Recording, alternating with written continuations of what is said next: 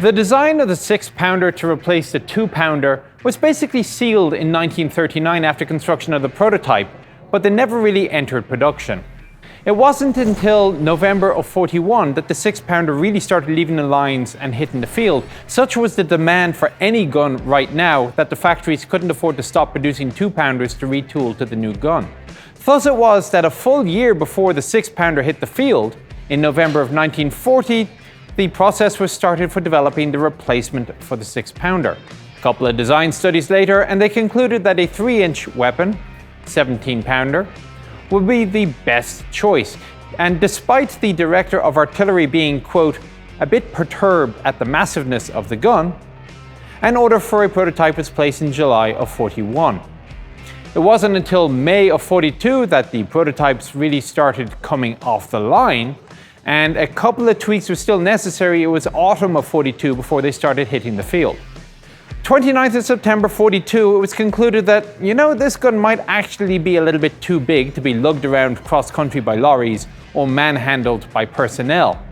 So an order was placed to develop a self-propelled mounting for the 17-pounder. It was thought that this would be filled by the A30, but they also realized that the A30 was an entirely new design on a new chassis. There might be some teething problems, so in the meantime, let's make a stopgap. And for that stopgap, they picked the Infantry tank Mark III. As a result, the vehicle was officially designated 17-pounder self-propelled mount on Valentine.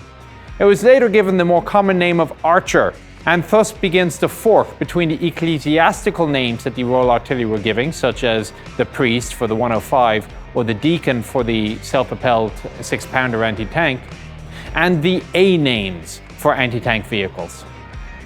We are at the Tank Museum in Bovington, and we're going to take a quick tour around their Archer.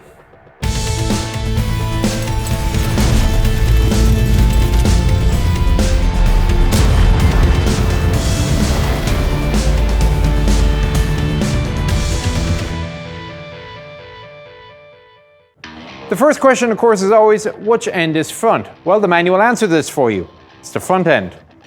The manual also describes the vehicle as providing a mobile heavy anti-tank gun on low silhouette on a chassis which uses components of the transmission of the Valentine tank, which is a bit more accurate than simply saying it is based on a Valentine hull, as an inspection of both the infantry tank and the SPAT gun will show you.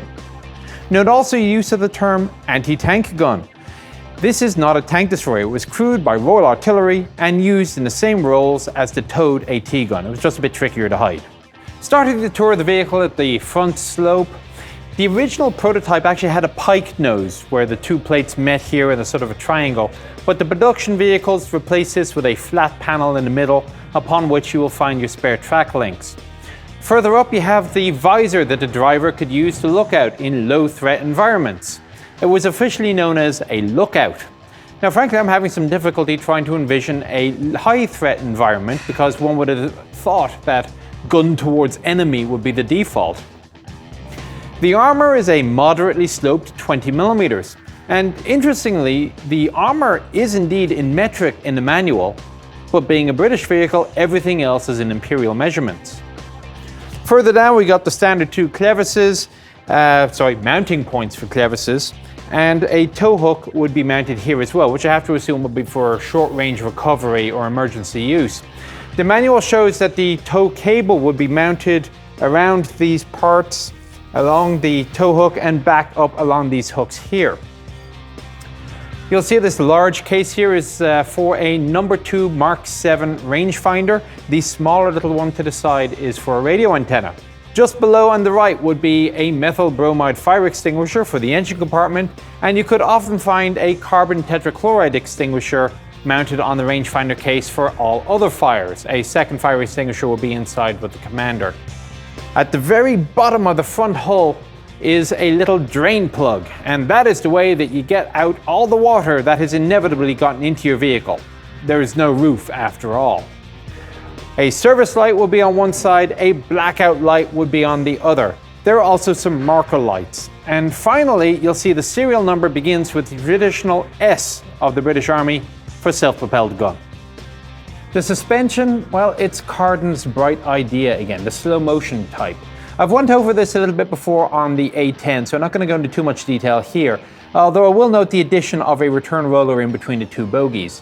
There are a couple of minor changes on this version. For example, the tires are now molded onto the wheels, and the tracks have now become a single pin type.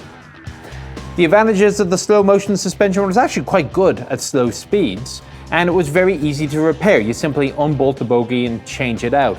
Plus, it did not take up any space inside the vehicle. Yes, everybody's favorite track tension, and on this vehicle, it appears to be a right pain. Note I am lying on the ground under the vehicle, and usually you will not be doing this on dry concrete indoors. The manual is not specific quite how this is done, but it does say that you have to release the locking nut on the pawl here. You then push the pawl up, which releases the ratchet on the tooth. Once that is done, you can then insert the adjuster tool and lever backwards or forwards. Now, to tighten it's a little bit simple. You don't have to worry with this. You just put the tool in, lever, and the ratchet will just lock it in place. The manual is not specific as to just how tight it needs to be. It just states that there must be no appreciable sag between the return loaders. Considering you have to do a track tension every day, usually, because you don't want your track to fall off, it can be very embarrassing.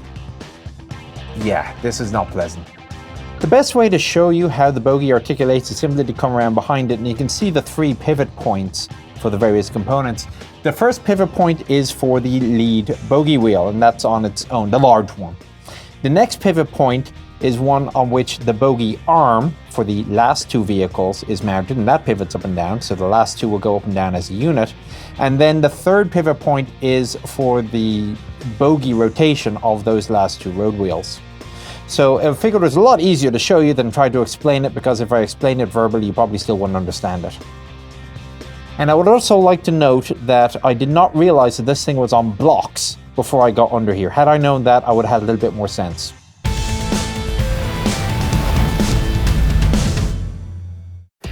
Mounted up high is the point for the wire reel, and you'll see these on vehicles throughout the decades.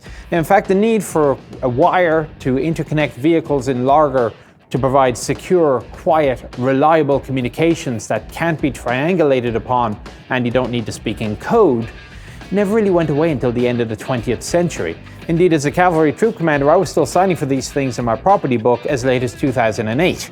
Although I have to say, I don't think they'd ever left the storeroom in decades before I got to them. Ample stowage is to be found on the right-hand side of the vehicle. The left-hand side is taken up a little bit by the exhaust pipe. The rear of the vehicle is fairly unremarkable. The tow hook will be mounted here on the leaf spring.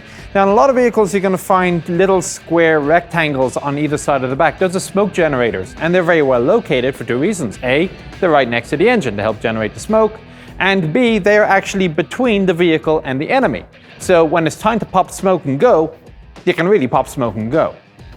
Other features on the back, well, the oil filler port and the dipstick will be located here.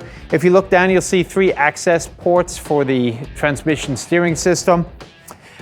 A little bit further forward on the right is a drain for the oil pan, and gearbox access is a bottom center. Now, you're not going to see all these access ports on the back of a Valentine. They are unique to the Archer.